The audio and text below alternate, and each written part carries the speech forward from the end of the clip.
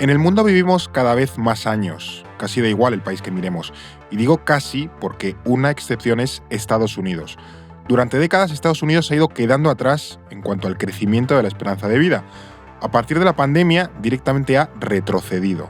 A esto contribuyen muchas cosas: las grandes bolsas de pobreza, su terrible sistema sanitario y dramas como el del fentanilo, que ya hemos contado en este podcast. También la violencia, que se lleva decenas de miles de vidas cada año. Y por eso hoy, en No es el fin del mundo, vamos a hablar del problema de las armas en Estados Unidos.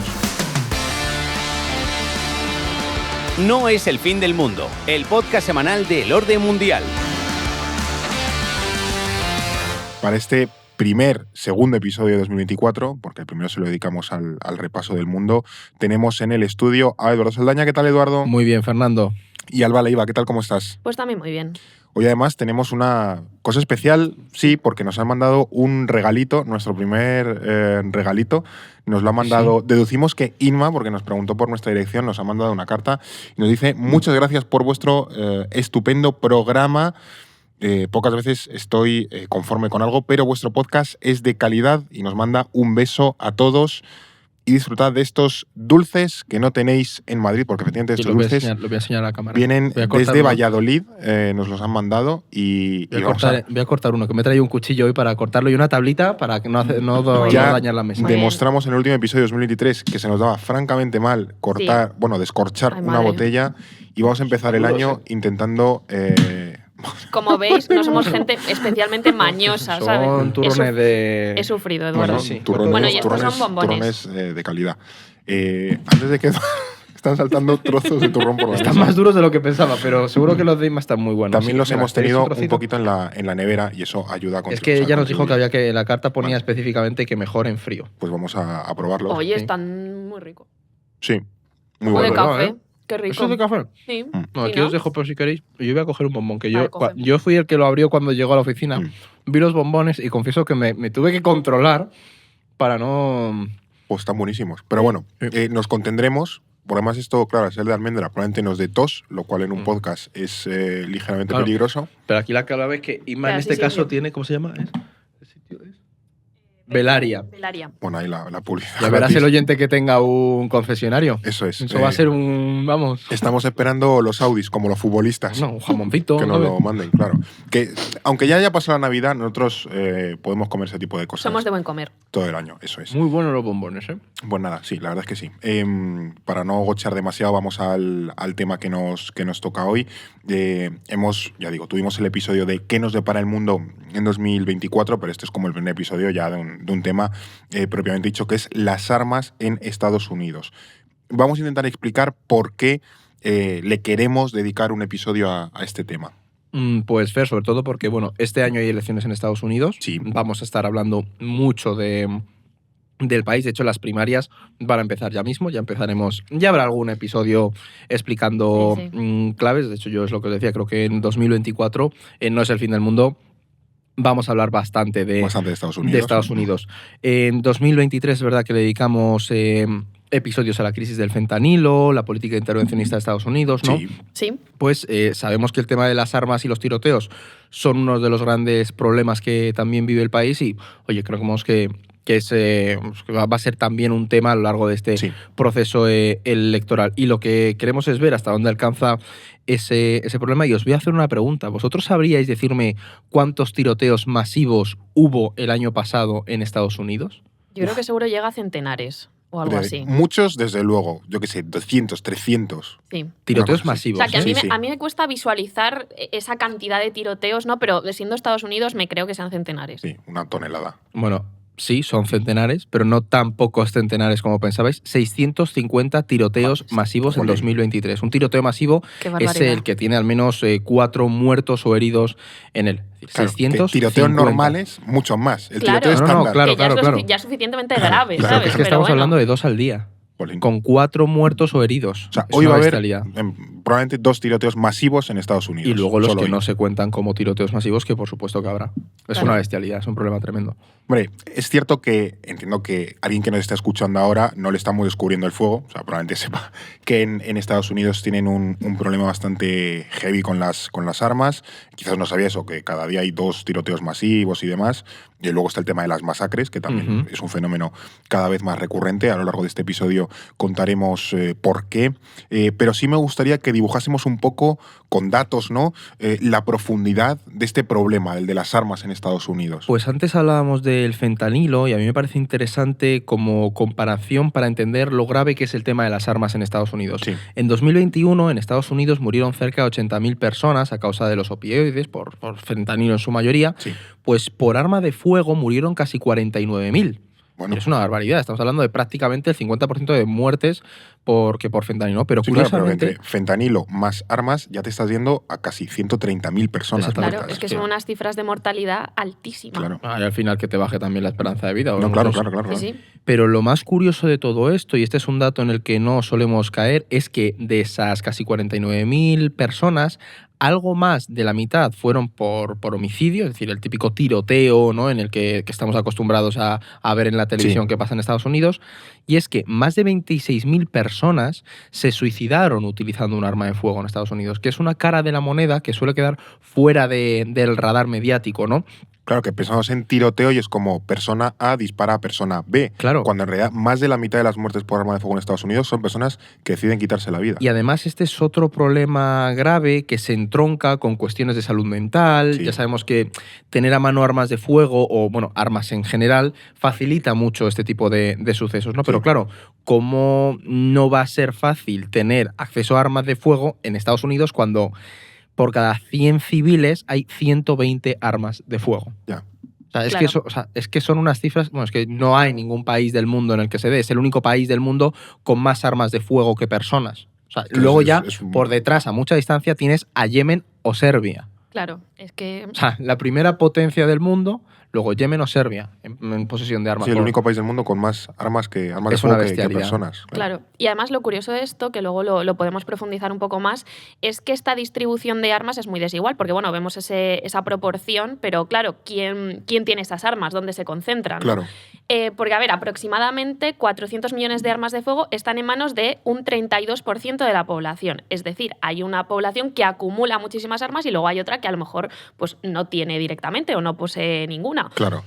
De hecho, según datos del Pew Research Center, pues el 68% de los estadounidenses no tienen un arma. O sea, claro, aquí decimos, ¿qué perfil es el que accede a esto? Es lo que tú dices, que al final una minoría grande, pero minoría al fin y al cabo, Claro. acumula, pues eso, millones y millones y Sí, sí, millones sí. De armas de fuego, que es una barbaridad. Claro, también es cierto que el 42% de la población reconoce que en su casa hay al menos un arma de fuego.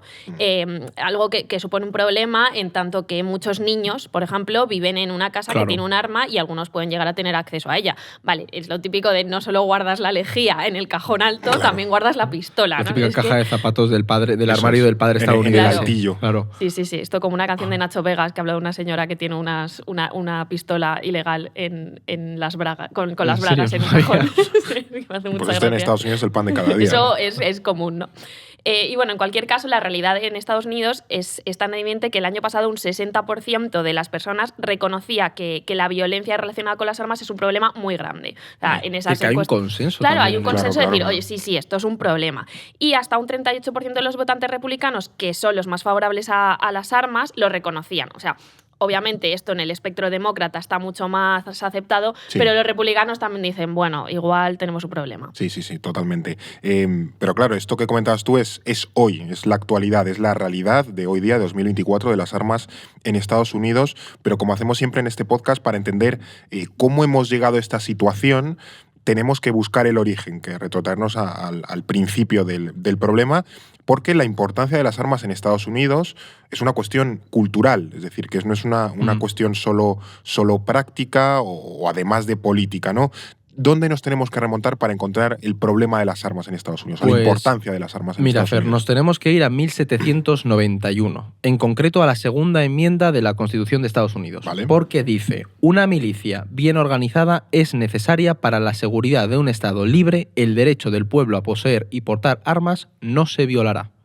Esto es claro. Esta segunda enmienda es fundamental para entender esto. Este precepto constitucional es lo que consagra el derecho actual, a portar armas en el país. Ujú. Curiosamente, por eso es una enmienda, este derecho no estaba en la Constitución original de 1787, sino que se añadió después con una batería de extra, enmiendas. sí. Claro, entiendo que la pregunta que muchos harán ahora es: ¿y por qué tanto empeño en que en 1791 no se añadiera explícitamente ese derecho a portar armas? Bueno, Pues para eso tenemos que retroceder algo más, y es que en las 13 colonias, cuando aún existía Estados Unidos, había dos factores relacionados con las armas muy importantes. El primero es el de la autodefensa. sí. Pensemos que aquello era un continente nuevo, aún por colonizar, estaban sobre todo en las costas, ¿no?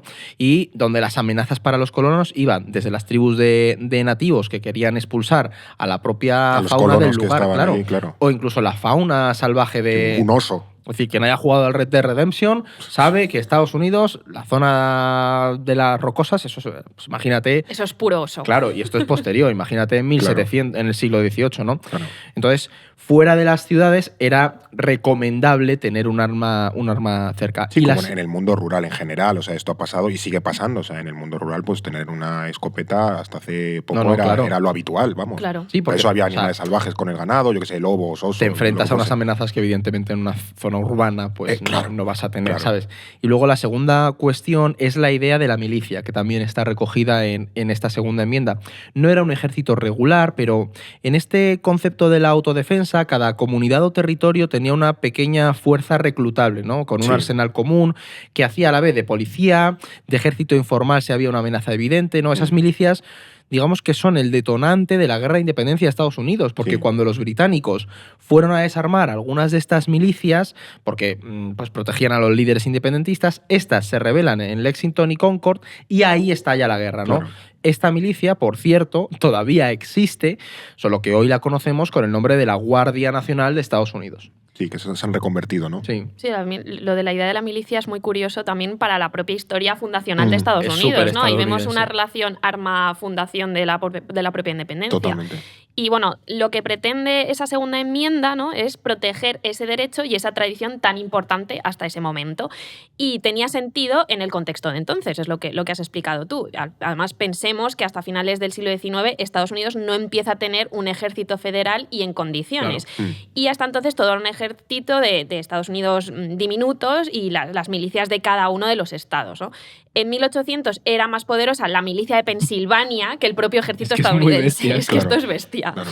Pero la segunda enmienda tampoco ha estado exenta de interpretaciones, sobre todo en tiempos modernos, porque claro, aquí vemos dos ideas, ¿no? La idea de poseer armas y la idea de milicia.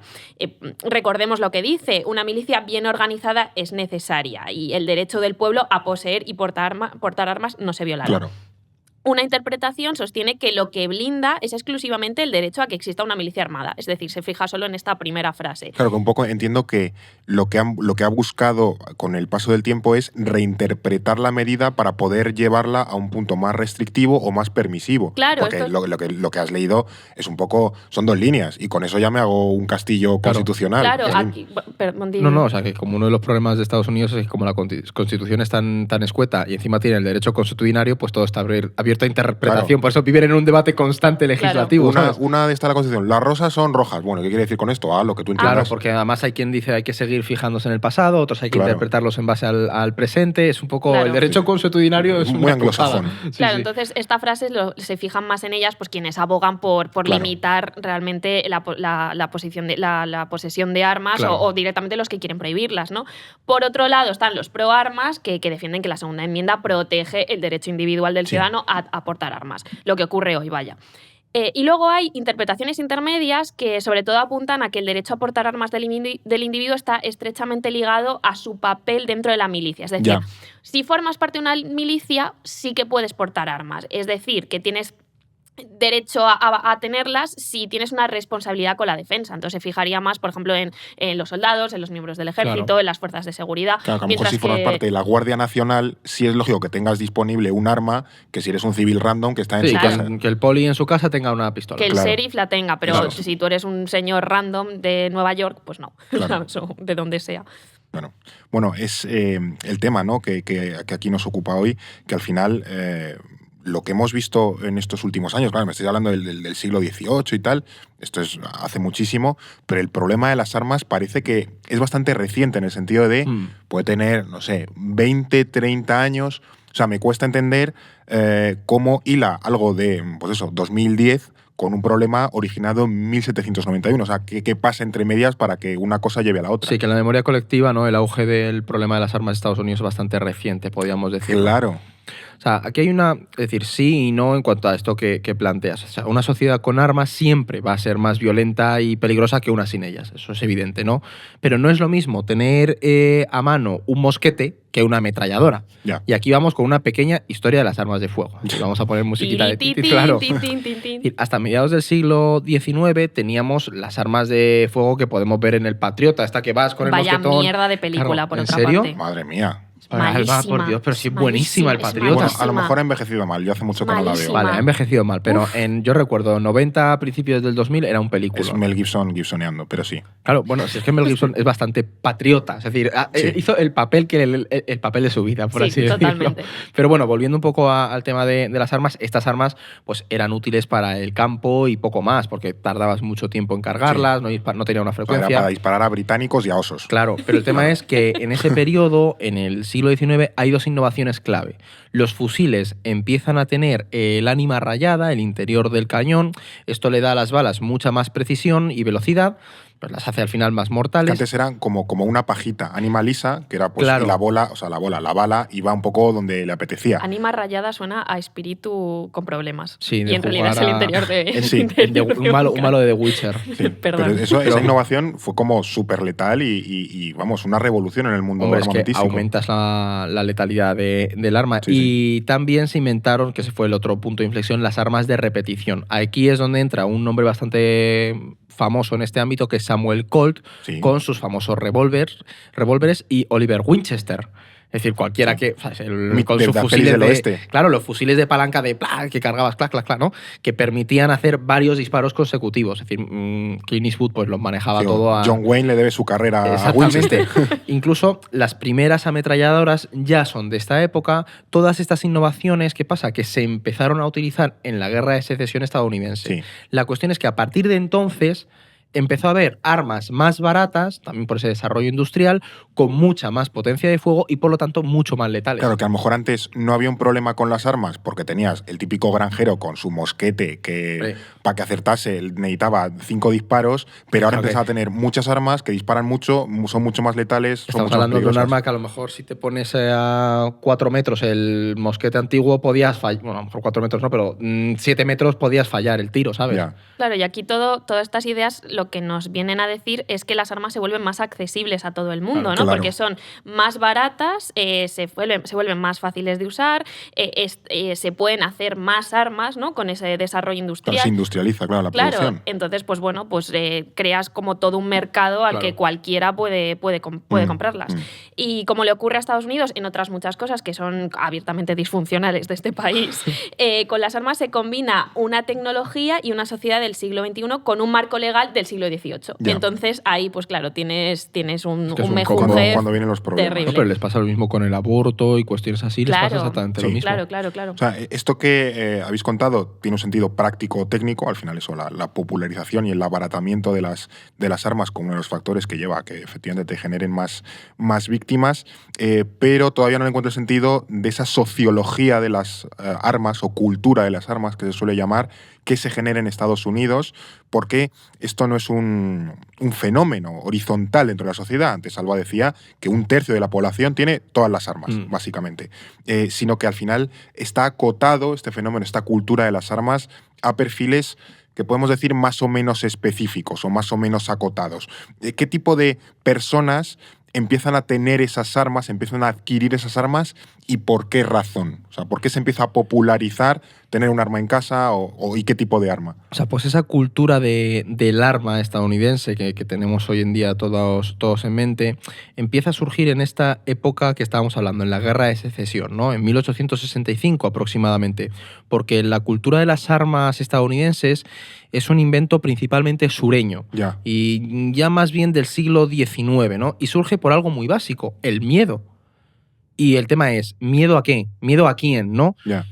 Cuando acaba la guerra civil y los esclavos son liberados, esto es otra enmienda, que es la 13ª, casi 4 millones de personas negras pasan de ser esclavos a personas libres con todos los derechos. Claro. Les peta la cabeza a los terratenientes. Es que ese es el tema. Pensemos que en muchas zonas del sur los afroestadounidenses eran la mayoría demográficamente hablando y en muchas zonas eran una minoría muy grande. Pero, ¿no? 4 millones de personas. Claro, pues. Pero tú imagínate en un estado pues, como Texas, o sea, pues, al final esa podías tener... o Alabama, o Carolina del Sur, claro, o tenías Luisiana, a una élite que controlaba esas plantaciones de algodón, por ejemplo, y todos esos esclavos de repente son ciudadanos libres, ¿no? Los blancos habían perdido la guerra, estaban ocupados militarmente por las tropas del norte y asumieron que esos 4 millones de personas que habían tenido esclavizados hasta hace 2 días podrían querer cobrarse algún tipo de venganza con sus antiguos amos. ¿Qué pasa? En cualquier caso, el sur de la posguerra era un lugar inseguro, ¿no? Así que decidieron armarse para protegerse de todo esto. De hecho, en esta época es también cuando se crea el Ku Klux Klan, que algún día yo creo que podremos profundizar más en este tema, porque el Ku Klux Klan da para mucho y además es otro de esos elementos orientados a difundir terror entre la población negra, entre los católicos, entre cualquier grupo que no encajase dentro de esa élite blanca que dominaba esa sociedad. El WASP, ¿no? Los blanco, WASP, anglosajón, protestante y tal. Justo. El problema es que las armas al principio tenían un sentido práctico, lo que hemos comentado, pero poco a poco pasaron a formar parte de la nueva identidad del sur blanco. Tener un arma no solo te protegía, sino que era parte de tu yo, ¿no? De lo que tú defendías. Tener armas les hacía diferentes a todos los grupos de los que se diferenciaban. Les hacía especiales, les daba un sentimiento de pertenencia a un grupo y de una identidad común. Pero no solo esto no se quedó solo en el sur y esas décadas son también las de expansión hacia el oeste. Entonces, la conquista de nuevos territorios y la expulsión de los nativos pues también fomenta esta cultura de las armas. En buena medida, la creación de comunidades rurales donde las armas una vez más se convirtieron en ese elemento central es la razón de ser de todo eso, ¿no? Y siempre estaba implícita esa desconfianza del Estado, la reivindicación del individuo, pues el vaquero, la imagen que tenemos todos en la cabeza de mi rifle, mi pony y ancho es el oeste para ¿Pony? Hay una canción que es la de My Rifle, My Pony and Me. Vale. No entendía la referencia. Vaya giro. Yo también estaba diciendo, Clint Eastwood era un pony. No, es una canción bastante bonita, la verdad. Aquí no haces ninguna mención al Red Dead, que tú eres muy del Red Dead Redemption. A mí es que estaba escuchando a Alba con mucha atención porque estaba pensando en, si tú imaginas la idea del destino manifiesto, te imaginas con un arma ante la nada y ante lo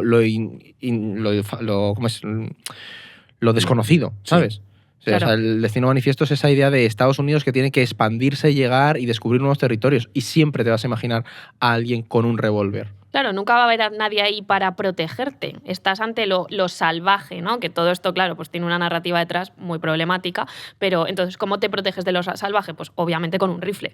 Claro, pero que eso no te pasa con... O sea, yo te diría que con muy pocos países te pasa el hecho de que asocies su identidad y su creación al arma. Claro. Es decir, lo puedes asociar con algún país fallido.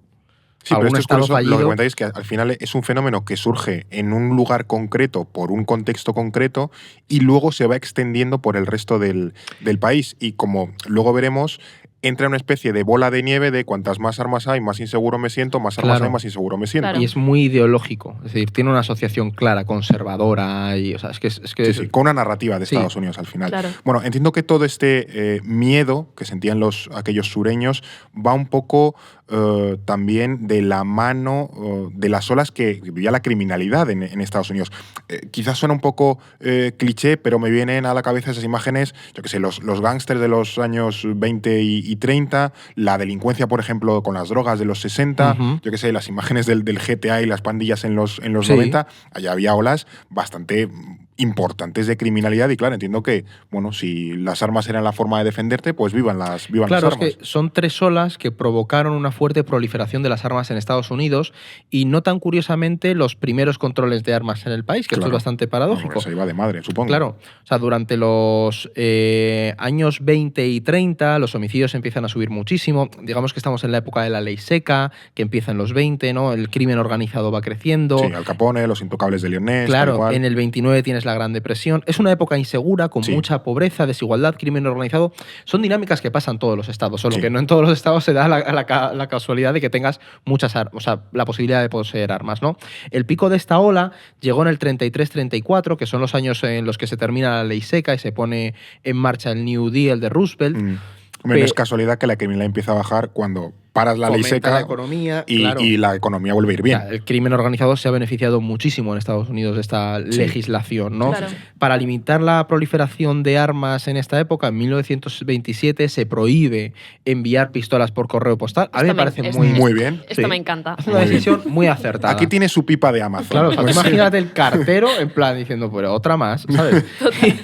Y la cuestión es que ya en los años 30, después de toda esta proliferación y el crimen organizado, empiezan a crearse leyes específicas para gravar las armas con un impuesto y exigir, por ejemplo, un registro pues, de aquellas personas que tuvieran armas de fuego, ¿no? Un detalle por su parte. Claro, pero no son cosas muy revolucionarias, pero que se venía de la nada absoluta. Claro. Pero ese tipo de cosas que ahora nos parecen tan obvias no existían en ese periodo. Sí. Que esto, es que antes que mencionabas a los gángsters, me estaba acordando de la peli de Paul Newman de El Golpe. Ah, sí. Es que también buenísima. Y nada, que me gusta mucho esa peli. Y la quería mencionar. Una peli que le gusta a Alba, que empieza a ser como Bollero, que le gustan 2 pelis. Oye, de verdad, Espartaco y no sé qué otra fue hace poco. ¿Espartaco también te gusta? Espartaco me Me parece encanta. un peliculón. Espartaco me Un encanta. peliculón, sí. Es tristísima, lloras muchísimo, pero sí. Bueno, a ver, luego la segunda ola de inseguridad viene en los años 60 y 70, sobre todo por el fin del boom de la prosperidad de posguerra mundial. Sí, ¿no? Ahí nos ya pasó a todos. Claro. llega la resaca de la posguerra.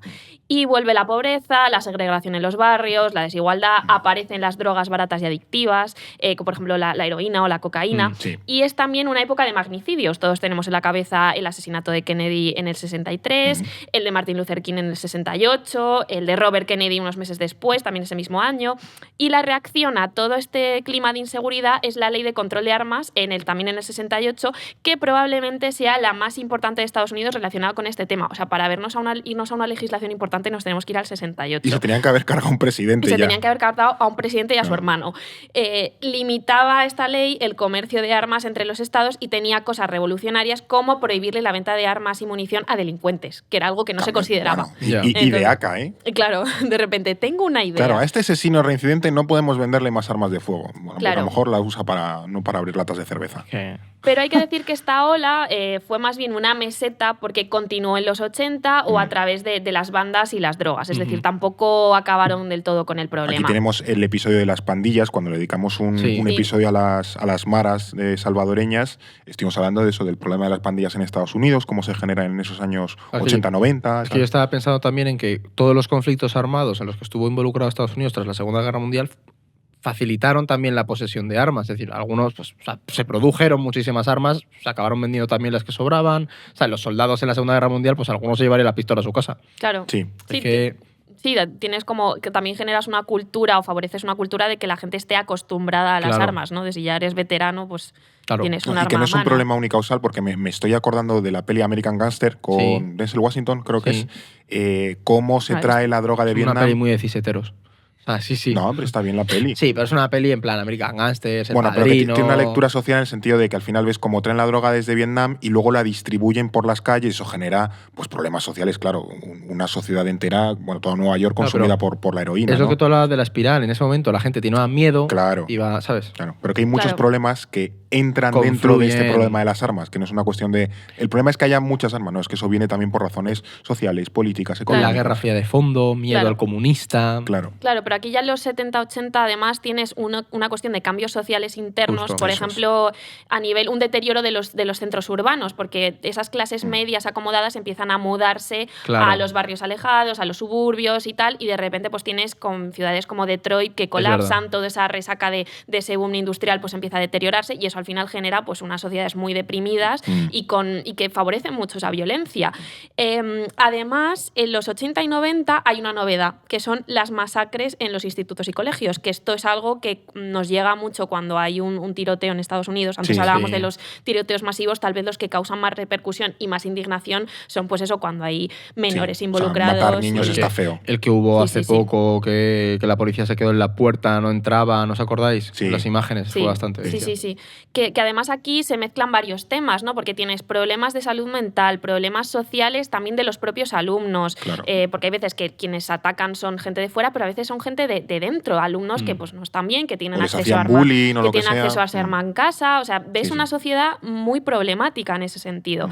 Esto hace que se promuevan más leyes, como una en 1994 que prohibía la fabricación de determinadas armas de asalto, que tenían un potencial importante de ser utilizadas para cometer delitos. Pues, y de todas formas tampoco tuvo muchísimo impacto a corto plazo, porque unos años después, en 1999, está la masacre de Columbine, donde 2 estudiantes asesinaron a 15 personas en un instituto. Es que además, esta de Columbine, yo recuerdo, o sea, ahí creo que es Negra y Criminal, que es un podcast que tenía la cadena SER, que hablaban de la masacre de Columbine. Sí, y también se comentaba, yo recuerdo ahí, porque a mí es un tema que siempre me interesó y leía de ello, de cómo te lleva eso psicológicamente. Y es que a finales de los 90 también tenía esa proliferación de las cintas de VHS, ¿sabes? Empezaba toda esa revolución y como que Columbine también se convirtió en un símbolo para mucha gente con problemas mentales.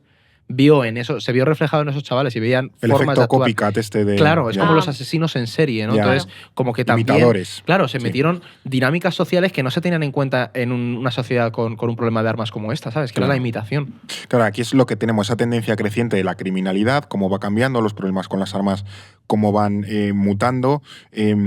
Pero claro, todavía me falta por ver cómo pasamos ese punto en el que los tiroteos masivos pasan a ser diarios, por duplicado, 2 al día de media en los últimos años, porque lo que pienso es que con cifras de delincuencia mucho más altas que las que pueda haber ahora en Estados Unidos, esto no ocurría. Pero ahora sí, es decir, ¿qué diferencia hay entre eso, grandes olas de delincuencia? No tenías estos tiroteos masivos cada 2 por 3, pero hoy sí, cuando la delincuencia en Estados Unidos está mucho más baja. ¿Qué es lo que ocurre aquí? Mira, hay un punto de inflexión que podemos marcar y es el año 2004, ¿vale?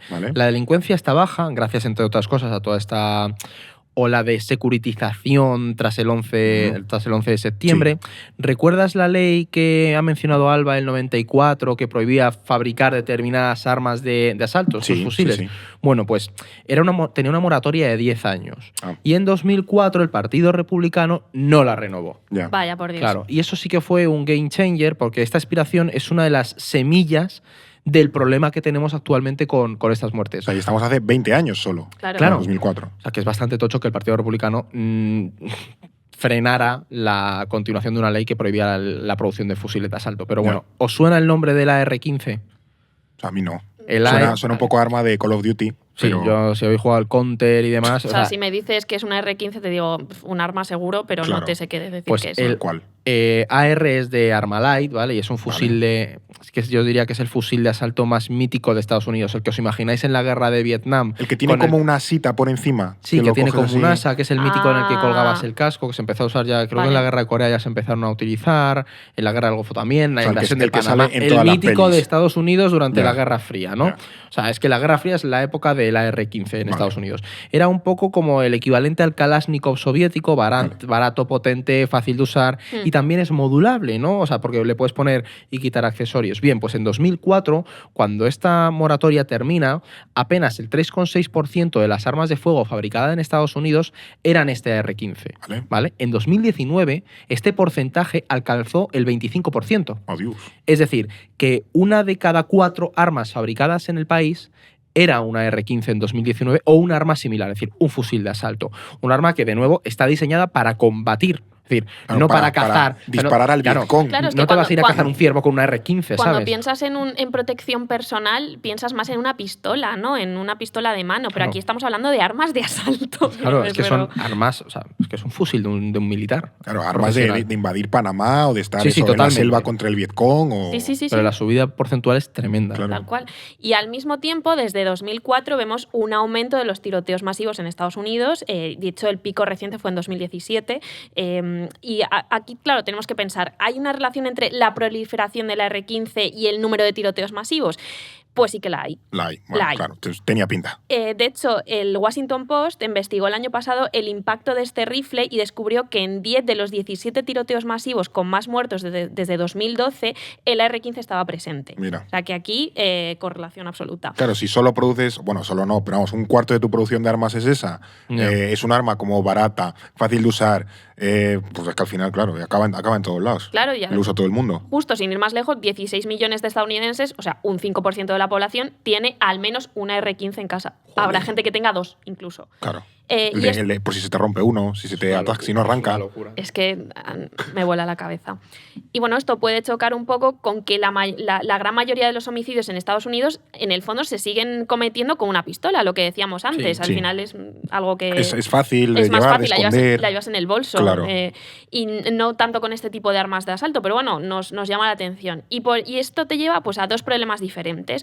Uno es que muchas armas en circulación generan muchos homicidios aislados entre sí, y otro que pocas armas muy potentes te llevan a masacres con decenas de personas. Y O sea, que así ya hay- tienes las cifras Claro. que tenemos. Está como el problema de las pistolitas, que matan a poca gente muchas veces, Sí. pero claro, luego sale el loco con un arma light que se lleva a 30 Claro, y además, de repente. el problema de la R15 es que también se ha convertido en un símbolo. Que igual Ya. que las armas es una idea identitaria, el AR-15 ya lo empieza a ser, o ya lo es, Ya. ¿no? Para quienes defienden el derecho a portar armas y estuvieron peleando durante la época de Obama por ello, este rifle es el símbolo de resistencia en esa progresiva polarización que desde la época Trump o incluso desde la época del Tea Party, ¿no? Se ha ido agrandando en Estados Unidos. Hasta la propia Asociación Nacional del Rifle ha llegado a definirlo como el rifle más popular de América. Es que es tan americano, Es que es todo tan muy- estadounidense, es todo muy pero americano. el problema es que si no entendemos que es tan estadounidense, no vamos a entender hasta dónde está a nivel de profundidad nacional el tema de las armas. Y por qué es tan difícil combatir este problema, Exactamente. porque no es una política sin más, es una cuestión no solo constitucional, sino identitaria. Es Claro. que, claro, remover eso es Claro. muy difícil. En un momento de polarización de la política Pero estadounidense. que ya no es algo práctico de, bueno, es que esta herramienta, no, es que es algo que es parte de mí. Claro. Este fusil No. es parte de mí, entonces no me lo Total, puedes quitar. incluso podrías asegurar que Estados Unidos, imagínate que, claro, aquí tenemos el problema de más armas, más inseguridad, ¿no? Pero imagínate que de repente Estados Unidos se convierte en el país más seguro del mundo, no pasa nada, seguramente la gente seguiría teniendo armas. Claro. Claro. O sea, no se concibe eso. Sí, bueno, y aún así hay una correlación, porque, por ejemplo, otros países con muchas armas son, por ejemplo, Finlandia y Suiza, y se sabe que los problemas con las armas, muertes relacionadas con armas de fuego, son mucho mayores en países donde hay más armas de fuego. O sea que no hay como esa falso debate de puede haber un país muy seguro Claro. con muchas armas. No, Claro, eso no existe. claro. Si hay muchas armas va a ser más inseguro por narices. Pero bueno, tú has apuntado, Edu, dos nombres que creo que son interesantes. Uno es el Partido Republicano, bueno, que se ha convertido en el gran defensor de las armas. Es un apoyo político muy importante, que también viene por actores como otro de los nombres que tú has mencionado, que es la Asociación Nacional del Rifle. Ujú. ¿Quién es esta gente? Y entiendo que son como la cabeza visible del lobby de las armas en Estados Unidos. Pues la Asociación Nacional del Rifle yo diría que es como ese actor en la sombra, ¿no? Que cuando tocas, o sea, no en la sombra en cuanto que es el poder detrás, ¿no? Sí, es el sí. lobby, por así decirlo. Sí, Es sí, el lobby sí. armamentístico, Sí, sí, ¿no? sí. O sea, la Asociación Nacional del Rifle fue fundada en 1871 y hasta 2003 estuvo presidida por Charlton Heston. Que esto me encanta. De hecho, otra recomendación de peli, que hoy estamos como muy clásicos. Hoy estás como muy clásica Sí. con las Estoy pelis. muy clásica. Además es un western, que yo de los westerns Bueno, no me bueno. molan mucho los westerns, pero este es buenísimo, es Horizontes de Grandeza, No lo que he sale visto. Charlton Heston y Gregory Peck. Y además mola mucho porque te habla precisamente de estos dos modelos de sociedad y de hombre. Charlton Heston es como el vaquero rudo del oeste de Texas, que es un estado muy grande y tiene que protegerlo y tal, y como el hombre fuerte. Y Gregory Peck es el norteño más naif y más, pues más O sea, que confiado. Charlton Heston no tuvo que actuar. No tuvo que actuar. Simplemente se sentó ahí y... Claro, pero no- es una no le peli muy engañaron buena, como en tiene Ben-Hur. tiene una banda sonora preciosa y además te da a entender mucho esta idea de Estados Unidos, de la conquista del oeste, de los dos modelos de sociedad. Mola mucho. Horizontes de grandeza, ha dicho que se Horizontes de llama. Pues yo me la voy a poner, yo esta no la he Que visto. es uno de estos ejemplos que en español hay veces que traducimos películas de forma terrorífica, Sí, como pero otras libremente. veces son mucho mejores, porque el título en inglés es algo así como A Big Country y esto es Horizontes de grandeza, que suena pero mucho creo mejor. que el título original, Big Country, tiene mucho más relación con Sí, esa de idea. hecho, Claro. tiene más relación con la peli que lo que dicen en la peli, porque Ya. tiene una broma recurrente de que este es un país muy grande, este es O un sea, he de territorio muy decir grande. que suena mucho a peli de Telemadrid de quedarse dormido en la siesta, pero bueno, o sea, es típica peli No, del oeste está- Pero es que... verdad muy que bien, los está muy bien. westerns explican muy bien toda esta base Sí. identitaria. Sí, Sí, de hecho creo que hay una imagen como súper mítica de Charlton Heston en una de estas asambleas de la Asociación Nacional del Rifle, el tío en el atril sosteniendo un rifle agitándolo Claro. arriba. O sea, es que es como el señor, además de un ultraconservador del Podríamos copón. decir que son los señores de la guerra de Estados Unidos, los señores de las armas. Podemos... Bueno, al final es Salvando las distancias. es Sí, pero- como el lobby del arma pequeña, porque luego tienes el lobby de las armas, que es ya la gran Claro. industria armamentística de te vendo tanques, te vendo Pero es aviones. que ese la es el de Asociación Nacional del Rifle es el lobby pro armas más potente de Estados Unidos. Por tener Sí, claro. unos pocos datos, desde las últimas presidenciales, la ANR, que es como es el diminutivo, se ha dejado más de 6 millones de dólares en lobby. Es decir, todo ese dinero ha ido a financiar grupos conservadores o incluso a financiar al propio Partido Republicano. El miembro del Congreso que más dinero ha recibido de la Asociación Nacional del Rifle es Mitt Romney, que Sí, desde que 1900... fue candidato, Mítico. creo, Claro. con Obama. Pero es que Romney, desde 1994, la Asociación Nacional del Rifle a este tío le ha soltado más de 13 millones y medio de dólares Bueno, para financiar sus campañas y actividades, todas relacionadas Pues, al para final sus cositas. con ese apoyo, ¿no? Es decir, los 46 senadores que le siguen a él en cuanto a financiación de la Asociación Nacional del Rifle son también todos republicanos. Es decir, a ver, saben dónde invertir su dinero, ¿eh? Sí, Eso sí, lo sí. tienen muy Total, claro. Además, el poder de cada parte en esta lucha de lobbies es muy asimétrico, porque el lobby contrario a las armas se deja cada año unos 2 millones de dólares Sí. frente a los 6 de la Asociación Nacional del Rifle. Es que el lobby pro armas en general gasta entre 10 y 15 millones de dólares al año, a los que hay que sumar otro millón más de los fabricantes de armas que también, también meten buscan pasta, influir. claro. Es que es muy bestia. Claro, o sea, que a lo mejor el lobby pro armas en general gasta entre 7 y 8 veces más que el lobby que busca regularlas o limitar más Estás las compitiendo armas, ¿no? contra un gigante. Relacionado con esto también, o pienso también en la industria de las armas, ¿no? Porque me parece una pata importante y que sale mucho a relucir cuando se habla de este tema, porque sabemos que muchas de las mayores empresas armamentísticas del mundo son estadounidenses. Esto tampoco descubrimos el fuego a nadie. Y no cabe duda de que el país tiene una demanda muy alta de armamento, pero me pregunto si tanto dinero llega a moverse dentro del país con el tema de las armas, o si es mucho más rentable pues dedicarte a armamentos más potentes o más sofisticados. No sé si a nivel interno cómo funciona esto.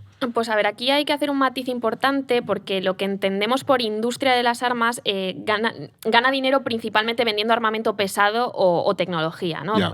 Por ejemplo, Lockheed Martin, que es la empresa armamentística más potente del mundo, estadounidense, facturó cerca de casi 60 millones de dólares en 2022. 60, bueno, más, supongo.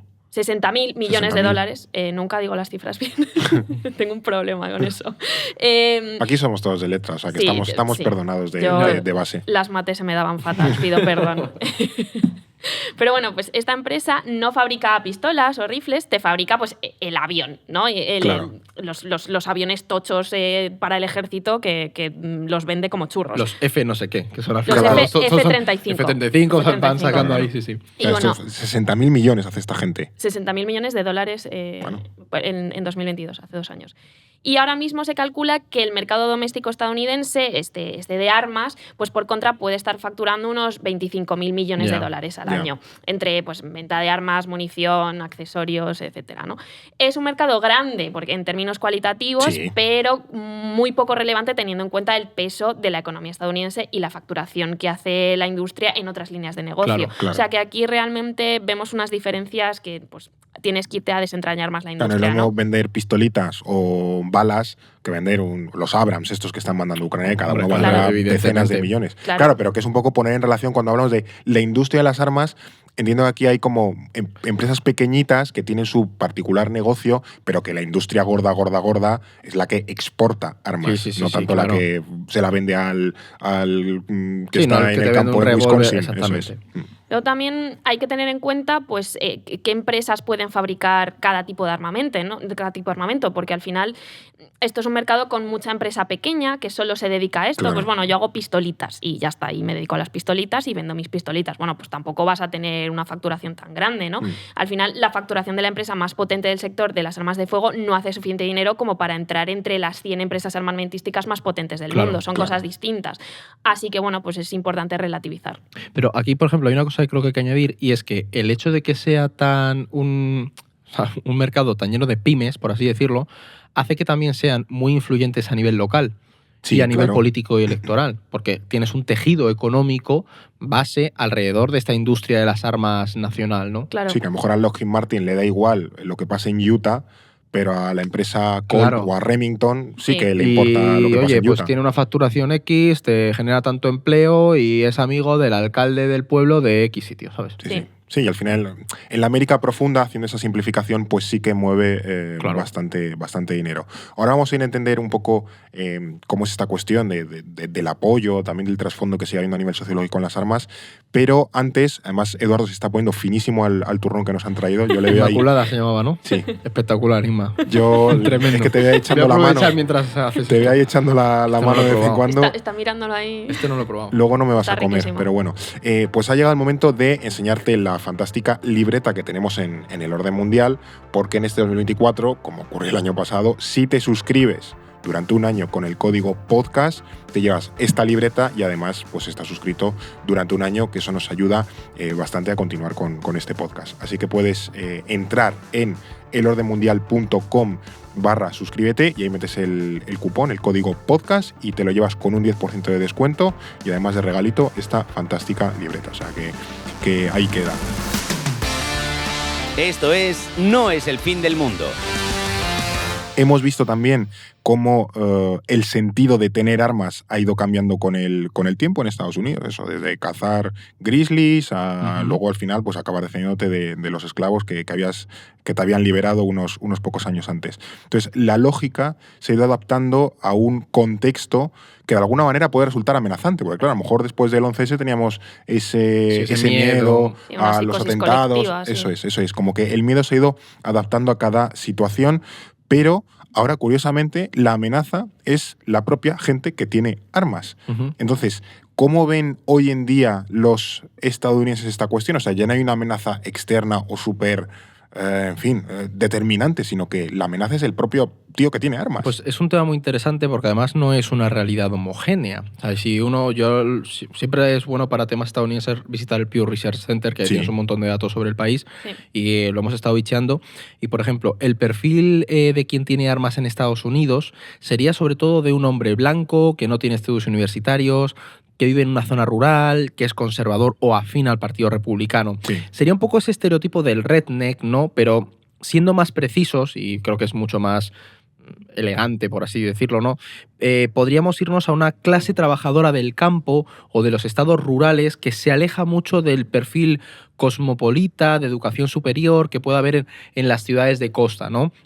Hay un mapa muy bueno de la geopolítica de Estados Unidos que tenemos y al final hay mucha riqueza urbana concentrada en las costas y un interior muy vacío, ¿no? Es como esto es el perfil del americano estadounidense promedio del interior, básicamente, Claro. que no es urbano. Midwest, sí. Y aquí llegamos a una de las preguntas clave. ¿Por qué la gente tiene un arma de fuego? Bueno, pues en el Pew Research ahí hay datos y un 72% contesta que la razón principal es para protegerse. Vale. Faltaría saber de quién se tienen que proteger exactamente. Es que esa es como la duda, ¿no? Es como de quién te estás es el protegiendo. miedo. Tengo Sobre miedo. todo- ¿De quién tienes miedo? Tengo que protegerme. ¿De quién? Y sobre ¿O de todo qué? sabiendo el perfil de quien tiene el arma, porque viendo los porcentajes y los datos te tienes que proteger de otro igual que tú, ¿sabes? Claro. Entonces, pero al menos sí que hay una mayoría que está de acuerdo en que las leyes sobre las armas deberían ser más estrictas, especialmente entre las mujeres, minorías, jóvenes y sobre todo el público afín al Partido Demócrata, que es casi unánime en esta posición, en esta opinión. Pero aquí hay datos curiosos y es que cuando pasamos de enunciados más ambiguos a propuestas concretas, este nivel de división se reduce. En el fondo están más de acuerdo de lo que creen, ¿no?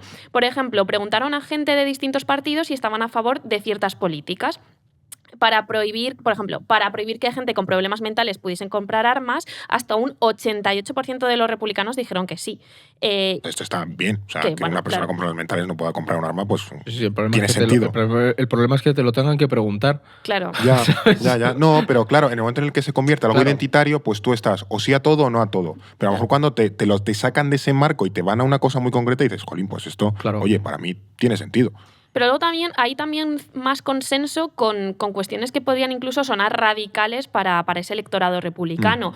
Un 69% de los republicanos apoyaban aumentar la edad mínima para comprar armas hasta los 21, como el beber alcohol, ¿no? Sí. Y un 42% veía bien prohibir los fusiles de asalto, que eso ya es como un pasito más. Que era más. aquella ley del 94 que acabó derogada en el 2004. Sí. Sí. También te digo que luego hay apoyos muy locos, pues nos podemos ir a otras cuestiones, como que un 74% de los republicanos veía bien permitir que los profesores y trabajadores de colegios e institutos pudiesen portar armas de fuego, se asume que para repeler a atacantes. Pues ya es un poquito... Sí, o sea, Esto es como la revisión del examen con una Glock encima de la mesa. A ver, no me copia nadie. Es que... O el típico profesor así flojete, yo no le veo disparando o lo que sea. Es que las mochilas estas que fabrican, que son mochilas chaleco de antibalas, el niño hace así... Que te la vuelta pones a la mochila, por encima. De repente te sueltan esta imagen revolucionaria. Bueno, es una pared que la mueves y es una habitación del pánico. O coles que prohibieron las mochilas y entonces la gente iba con rastrillos con los libros, o sea, con carretillas con los libros. O sea, hay cosas como muy... que ya son un poco meme de internet, pero... Ahora que tú hoy, como estás cultural... Madre mía. ¿Cuándo no estoy cultural? Las pelis míticas de los 90 en las que era un profesor que se iba a un barrio marginal a dar clases, en esas pelis había un arco detector de metales en todas. Sí. Claro, pero eso se hizo... Lo sigue habiendo, ¿eh? Bueno, sí, claro. Muchos institutos que tienes que pasar como un aeropuerto. Pues es que ese es al final ese cambio, ¿no? Es decir, había una peli que no recuerdo cuál era el nombre, que a mí me gustó mucho cuando la vi, pero a saber cómo ha envejecido así muy noventera, de una chica blanca que hace ballet, que se va a un instituto por razones que he olvidado, un instituto de mayoría negra, súper violento, rollo... Y también pasaba los arcos y entonces hacen como ahí una unión del hip hop y el ballet. Una cosa como muy noventera o estadounidense. Ahí, por ejemplo, tú lo has dicho, es decir, un instituto de mayoría de afroamericanos. Ahí también está la visión se genera también racial, una asociación que luego te vas a los datos en cuanto a posesión de armas de fuego, y sobre todo de armas de fuego como rifles de asalto, y no son reales, ¿sabes? Pero sí que hay una asociación, sobre todo entre el público conservador. Sí, bueno, se llama racismo. O sea, que los afroestadounidenses al final están todos armados, son súper violentos, cuando las armas lo hemos visto, los tienen los blancos. O sea, yo no sé si en el Pew Research tienen en cuenta las armas fuera del... Claro, que luego habrá legal, cosas ¿sabes? sin declarar y demás, pero bueno, que en muchos sitios ya se han como puesto bastante serios o bastante Sí, pero que igual te vas a un instituto de mayoría blanca en el Midwest y no tienes esos arcos de control de armas, y a lo mejor en un barrio de X ciudad de mayoría negra sí que lo tienes. También entonces, por esa crisis de las pandillas que se vivió en los 90. O sea, yo ponía el ejemplo en los 90 porque fue el auge de las pandillas, esa revuelta de Los Ángeles. Sí. Como que ahí creó mucha conciencia del miedo en las grandes zonas urbanas a las armas cortas. Sí, eso se ve bien en el GTA San Andreas.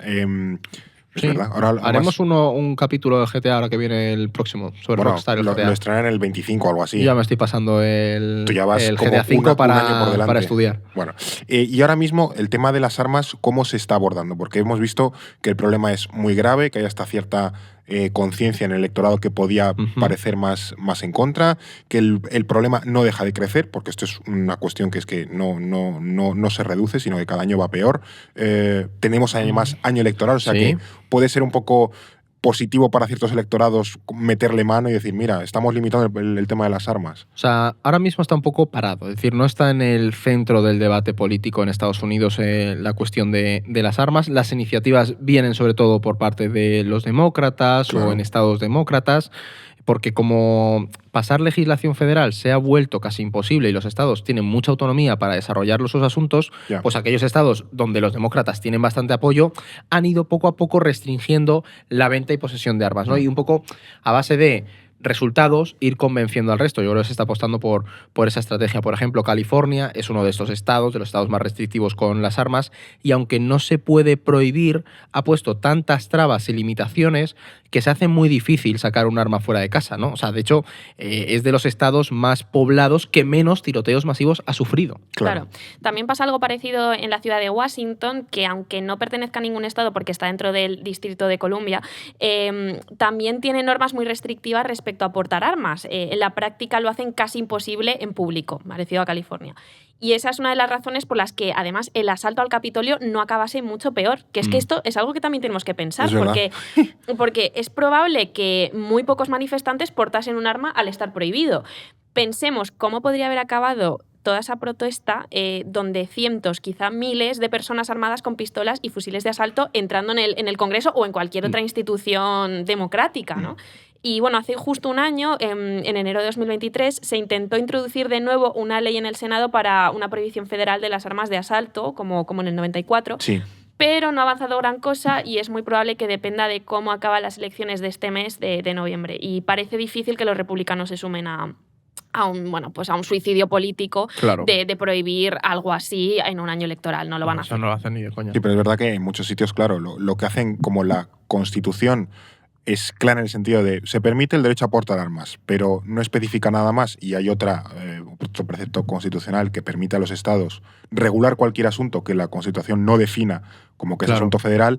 Los estados han dicho, bueno, voy a ir a buscarle un poco las vueltas a la Constitución para ir limitando cada vez más las armas hasta intentar hacerlas de facto que no puedas... ilegales, o sea, que Claro. al final no la puedas ni llevar por la calle. Y si la llevas en coche, tiene que ir en una caja sellada en tal sitio. Entonces llega un mundo en el que es nada práctico llevarlas y tienes todo tu salón lleno de AR-15. Sí, básicamente Seguro en que casa alguna sí. casa de Estados Unidos... Claro, pero al final, o sea, la estrategia en realidad no está mal, pues de nuevo por los datos, porque al final un estado republicano más moderado, si ve que lo de California da resultado, dirá, oye, pues a lo mejor tenemos que intentar ir por esta vía, Sí, si se va de las manos, ¿sabes? Los estados demócratas sí que lo han hecho. O sea, por ejemplo, cuando yo estuve en Estados Unidos hace 2 años, sí que, o sea, como europeo, que vive en un mundo pacífico y civilizado, sí que tuve ese miedo de decir, jolín, si aquí de repente hay un tiroteo, ¿qué pasa? ¿Qué haces? ¿A dónde vas? Porque esa gente al menos sí que sabe qué hacer, pero yo Y tú no. plantéate si California, con la crisis de opioides y drogas que tiene, tuviera una libertad de portar armas como la que hay en otros estados. Tendrían un problema muy, muy gordo. Totalmente. Sí, sí. De hecho, yo creo que se están dando cuenta de ese problema en estados a los que está empezando a llegar el problema de las drogas. Claro. Sí. No, aquí quizás es que, bueno, nunca hay consenso sobre que las armas son un problema en el sentido de esto hay que limitarlo de alguna manera, aunque sea tu derecho y tu identidad. Y menos todavía en un año electoral, ni la población ni los partidos pueden imponer su posición porque no hay ninguna mayoría clara. Y además también, hay que recordar, lo apuntabas tú antes con el tema del AR-15, el trumpismo estos años ha hecho de las armas también parte de su identidad y su propio movimiento político. O sea, muchas de las masacres de los últimos años vienen precisamente por supremacistas blancos que están relacionados con todo ese universo de la ultraderecha y la pasión por las armas el y demás. terrorismo supremacista es una de las principales amenazas Claro. para la seguridad O la que interna de más, Estados si no. Unidos. Sí, Sí, yo no sí. sé si esa y el fentanilo van ahí. Sí, sí, sí. Sí, sí, además es un dato que se suele pasar mucho por No, alto. el terrorismo ¿no? de extrema derecha. Sí, Sí, sí. sí. También tenemos que constatar una realidad y es que Estados Unidos hoy es más permisivo con las armas que hace 20 años, ¿no? Lo veíamos con la ley del 94 y hay muchos grupos de interés que se ven beneficiados de esta situación porque para la industria la prohibición de fabricar muchos tipos de armas es un serio golpe a su negocio. Es lo que Claro. hablábamos antes de esa industria más pequeña, de empresas que al final son un tejido incluso local, ¿no? Sí. O regional. Y como mencionábamos antes, la cultura de las armas que ha resucitado con el auge del alt-right y del trumpismo ha trincherado a una buena parte del espectro político republicano en un inmovilismo, ¿no? De como tenemos aquí una demanda muy fuerte y una cuestión identitaria de este es nuestro electorado al que tenemos que apelar, pues como con tantos otros temas no lo vamos a tocar. Claro. O sea, sí, tenemos a lo mejor unos republicanos más moderados que admiten que hay un problema ahí, que podrían avanzar hacia una regulación, pero ahora dicen, bueno, no es el Sí, y momento. en año electoral no se Claro. la juegan, claro. Claro, y el problema es que esto choca muchísimo con la situación real y con el hecho de que los tiroteos masivos son mucho más frecuentes, mucho más mortales que cualquier otra década anterior. Entonces, ¿cómo solucionas este problema? Y el problema de reconocer eso es que les pone frente a un espejo delicado. Si antes esos asesinatos venían por delincuentes comunes, algún lobo solitario o chavales con problemas, hoy muchos vienen por miembros de su propia comunidad política, que un día pues les da por cargarse a cientos de personas a tiros, ¿no? Y subirlo en Twitch. Y subirlo en Twitch. Y aquí, claro, la narrativa que llevan alimentando años pues promueve abiertamente este problema. Claro, y es que además el nivel de delirio alcanzó cotas de teorías de la conspiración con todo esto. O sea, en 2012 se produjo la masacre de la escuela de Sandy Hook. Muy mítica también. Esto es muy fuerte, sí. Ahí Adam Lanza mató a 26 personas en el colegio y a su madre en casa. Ya. Bueno, pues el propagandista Alex Jones de Infowars, que fue uno de los portales clave en todo el ascenso de Donald Trump. Es decir, tremendo pozo de mierda. Sí, total. Infowars. Claro, sostuvo que todo había sido un fraude. O sea, es que yo además recuerdo este Como caso. la llegada del hombre a la luna. Sí, decía que los padres que salían en las noticias eran actores. O sea, y esa teoría de la conspiración, ¿sabes? Decían que esa masacre nunca había ocurrido, que todo era falso para poder justificar leyes de armas más restrictivas. Esto que, oye, pues suena a chaladura, perdón. Lo es. Sí, sí, pero bueno, que nos podemos reír un poco de ello. La cuestión es que llegó a provocar que gente afín acosase a los padres que habían perdido a un hijo durante la masacre, acusándoles, pues eso, de que se lo estaban inventando todo. Al final es verdad que acabaron denunciando a Alex Jones, él se defendió escurriendo un poco el bulto y le acabaron condenando en 2022 con una multa de $965 millones que yo personalmente me alegro de que pague centavo a centavo. A pagar. Totalmente. Porque me parece inmoral lo que llegó a hacer este señor. Pero bueno, esto es una opinión personal que no tenía que soltar, pero es que Alex Jones le tengo bastante tirria, la verdad. Esto lo habla en un libro que no tiene que ver con las armas, pero sí con la conspiración y con las teorías de la conspiración de el pensamiento conspiranoico de Noel Ceballos. Trata este tema y habla de cómo las conspiraciones nos hacen un poco de gracia y tal, pero luego de repente te llegan a estos problemas, a estos casos concretos y ya no molan tanto. Claro. Y también pues es el problema de juntar todos estos elementos. Una sociedad muy armada, muy militarizada, con mucho acceso a las armas, unas teorías de la conspiración, una derecha cada vez más radicalizada, pues de repente tienes estos problemas y es algo a considerar. Sí, es un libro interesante. También habla de lo que Eisenhower denominó el complejo industrial militar, que también ha sido pura gasolina para muchas conspiraciones y visiones así un poco... bueno, pues viene a decirlo el pensamiento, el complejo industrial militar, que es una especie de élite industrial militar, que es lo que maneja todo en Estados Unidos, que ahí está la industria de las armas, los políticos de Washington y tal y cual, y que Estados Unidos debe defenderse de ese complejo militar industrial. Un día le podemos dedicar un episodio un poco a las conspiraciones, al pensamiento conspiranoico, no sin convertirnos en es que yo cuarto milenio. Iba a hilarlo con los superhéroes en un momento, porque si lo pensáis al final, es como esa época en la que en los superhéroes Spider-Man o Batman o Iron Man no tenían que defenderse de los comunistas, sino del Estado profundo. Watergate tiene que ver al final un poco con estas teorías, ¿no? Entonces, el ciudadano medio dice, yo tengo que tener mi arma en casa porque ya no me estoy protegiendo de uno, sino del propio Estado que algún día vendrá por mí, bueno, ¿sabes? Que esto podría hablar muchísimo de la figura del superhéroe. Es una figura interesantísima para hablar también de ese individualismo y de tomarte la justicia por tu mano. Recomendación rápida. Hay que ver la serie de Watchmen porque le da un girito a esto y mola mucho. Yo esa la tengo pendiente de la serie. Sí, me la recomendó Alba y yo la tengo pendiente. Sí. La peli es del cómic de Watchmen y la peli es buenísima, pero la serie le da un girito que mola. Sí, también The Voice en eso que tiene. Sí, para eso sí. Pero bueno, este no es un capítulo de superhéroes. No, le dedicaremos, aquí prometido, episodio a algún superhéroe o a los superhéroes en general. Ya vamos a ir un poco cerrando este episodio. Creo que esta es un poco la pregunta obligada, intuyo la respuesta, y va por si creéis que veremos algún día el fin de las armas, o al menos una limitación extrema en Estados Unidos. O si esto seguirá siendo un problema recurrente a lo largo de los años y nunca sabrán cómo resolverlo y tal. Yo creo que no lo vamos a ver. Me parece muy complicado que se solucione. Yo creo que no hay más que ver, por ejemplo, en las últimas noticias de tiroteos masivos o un tiroteo en una escuela, la desesperanza de Biden. Yo recuerdo una rueda de prensa que dio Biden, que Biden creo que además es un político que ha abogado mucho por limitar el uso de las armas, me suena, es como una política que siempre ha tratado en sus cientos de años en política y nunca lo ha conseguido. Y el hombre estaba absolutamente desesperado y hastiado de impotencia, ¿no? Dando la rueda de prensa de cuándo se va a acabar esto. Creo que Obama llegó a medio llorar en una rueda de prensa, en un tiene que ser Sandy bastante Hook. frustrante Es muy como frustrante. presidente del país. En un Sandy Hook de estos que hubo, pues han cargado a 15, 20 chavales, el tío le salió la lagrimilla, o al menos se le pusieron los ojos vidriosos de ya está bien esto. Claro, y yo creo que al final nos habla mucho de esa polarización de Estados Unidos, nos habla de... Es que yo creo que cuando te metes en cuestiones identitarias es muy difícil cambiar las cosas.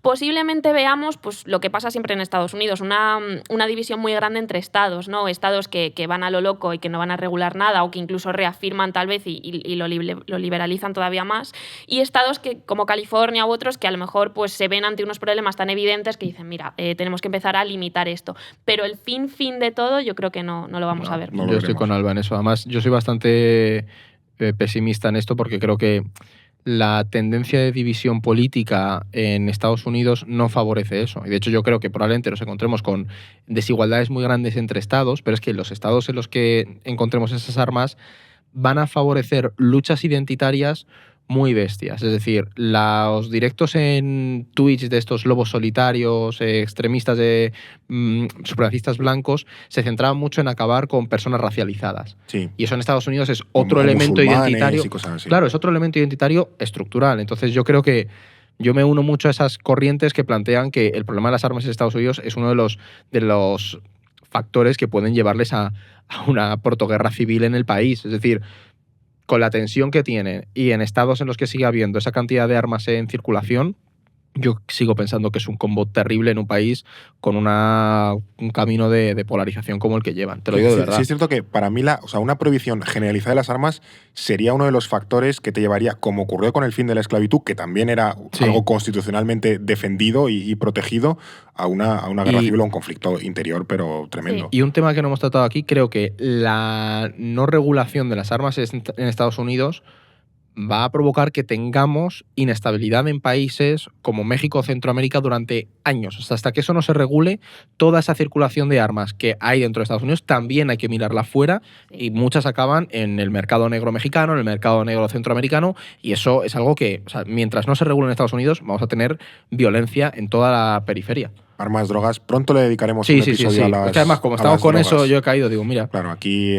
spoiler, avance, teaser, de que pronto habrá un episodio sobre las drogas. Pero no nos enviarán nada de esas cosas. No, aquí, no. Para ese episodio no necesitamos. Igual que aquí no hemos tenido una R15. Eso es. Para ese episodio, el de las drogas, no necesitamos nada aquí para. Un té, para que nos probar. manden tés. Eso es.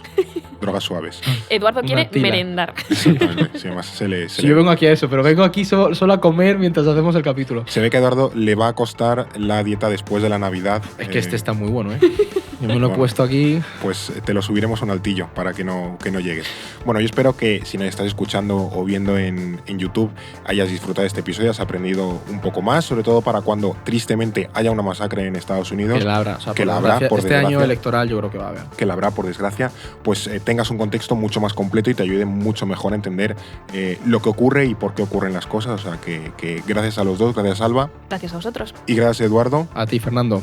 Y ya digo, espero que hayas disfrutado. Muchísimas gracias por escucharnos, muchísimas gracias por vernos, muchísimas gracias también si te suscribes y nos apoyas con ese código podcast con el que te llevas un 10%. Y nosotros aquí te esperaremos en próximos episodios de No es el fin del mundo. No es el fin del mundo, el podcast semanal del orden mundial. Producido por The Voice Village. Dirección Eduardo Saldaña. Conducido por Fernando Arancón y guión de David Gómez y Alba Leiva. Producción ejecutiva Ricardo Villa. Diseño de sonido y sintonía original Pablo de Diego.